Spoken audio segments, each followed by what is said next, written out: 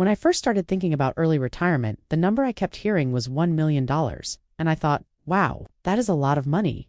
I was working hard, saving what I could, but I still felt like I was so far away from that number. It almost made me want to give up. But one night, while I was doom scrolling and half asleep, I decided to look closer at what I actually needed, not what some blog told me to save. And what I found was surprisingly comforting. Let us break it down together. The first question is, how much do you actually spend? Not your income, not what you are supposed to spend, what you actually need to live your version of a good life. For me, it was about $25,000 to $30,000 per year. Let us say it is $30,000 per year. That is modest to some and exorbitant to others. But many people, including me, have made it work in early retirement. So for someone with just $25,000 to $30,000 in core annual expenses, the FIRE community would say, you need $750,000 minimum. That is using the 4% rule, where you multiply your annual expenses times 25. So $30,000 per year times 25 equals $750K. The 4% rule assumes you want your money to last forever. Sounds great in theory.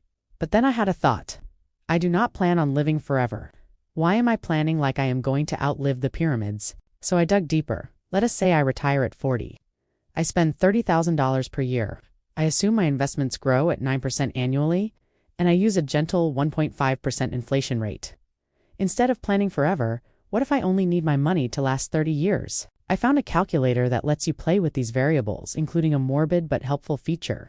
It lets you plan to die. You put in how long you want your money to last and how much you want to have left.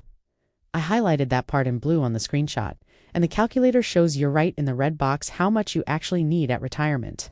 It was a game changer. I chose the second option, not because I am morbid, but because I am realistic.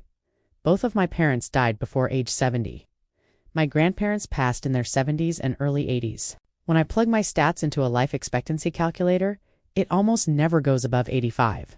I take care of myself, sure, but I am not banking on living to 105. So I decided to focus on the next 30 years, the vibrant, active, delicious ones. That is the season I am designing for. Do I still have backup plans? Yes. Am I a financial advisor? No. Am I your financial advisor? No. What I figure is at age 70, I can reassess. I will have Social Security. I will likely spend less, and Medicare will help with healthcare costs. But the point is, I am not waiting until then to start living. I built a plan that reflects the kind of life I actually want. A life that feels soft, flexible, and doable. And I sleep better knowing that the number I am working toward is based on my real life, not some eternal finance simulation. So if the 4% rule feels too high or if the $1 million goal feels out of reach, try this instead. Decide how long you want your money to last. Use a calculator that lets you play with time and inflation, and be honest about how long you really think you will need your portfolio to support you. This is your retirement, your life, and the math should support your vision of freedom, not someone else's spreadsheet. If this helped or gave you a little financial sigh of relief, subscribe to my channel, Mastering Early Retirement. I am Sparkle, and I share honest numbers, soft strategies, and real talk about money, freedom, and everything that comes after quitting your job. I am building a life I do not want to escape. And maybe you are too.